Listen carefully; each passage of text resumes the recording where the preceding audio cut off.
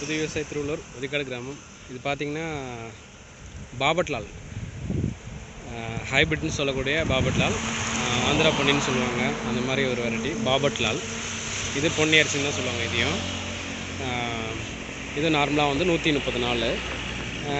நார்மலாக பார்த்திங்கன்னா இப்போ அறுப்பு எல்லாம் முடிஞ்சிச்சு, பக்கத்தில் எல்லாம் அறுப்பு முடிஞ்சிச்சு.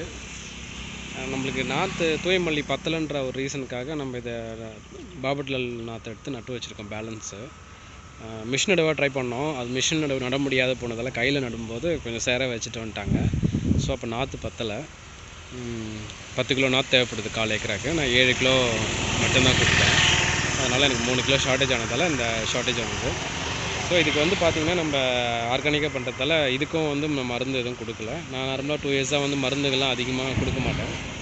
ஆர்கானிக்காக என்ன முடியுமோ நம்ம ட்ரை பண்ணினே வந்தோம். பட் இந்த வாட்டி வந்து சுத்தமாக எந்த ஒரு இதுவுமே கிடையாது. நார்மலாக இஎம், பஞ்சகாவியா, சுடாமோனஸ், தைர்மோர் கரைசல், புண்ணாக்கு கரைசல், இதுதான் நம்ம டோட்டலாக யூட்டிலைஸ் பண்ணியிருக்கோம். மழை நீரை கொண்டு வளர்ந்துருக்கு.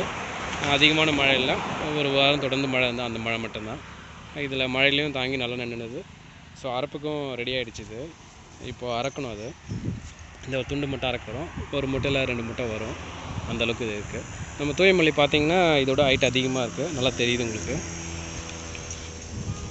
டிஃப்ரென்ஸ் தெரியும் இதுக்கும் அதுக்கும் உள்ள வித்தியாசம் அப்படின்னு சொல்லிட்டு. இது ஒரு 3 அடி 3 அடி வரும். இது 4 அடிக்கு மேலே இருக்குது. 4 அடி 3 அடியிலேருந்து 4 அடி நம்மளுக்கு கிடச்சிருக்கு.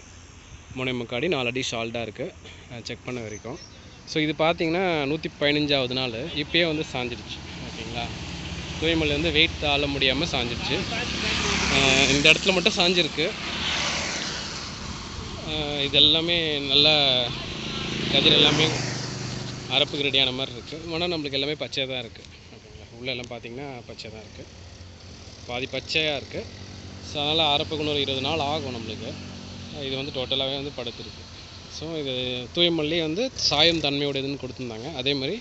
ஸோ அது மாதிரி தான் இருக்குது. இதுவும் பார்ப்போம் இது எப்படி இருக்குது, இன்னொரு 20 நாளில் என்ன மாதிரி ஃபீட்பேக் வருதுன்றதை நம்ம அறுப்பும்போது பார்த்துட்டு உங்களுக்கு எவ்வளோ ஹீல்டு வருது, 1/4 ஏக்கராக்கு என்ன ஹீல்டு வருது அப்படின்ற டீட்டெயில்ஸும் நான் வந்து கிளியராக இதில் கொடுக்குறேன். ஸோ நம்ம அறுப்புக்கு ரெடியாக நிற்கும். தூயமல்லி நல்லா வளைஞ்சிருக்கு. 115வது நாள் இது. தேங்க்யூ.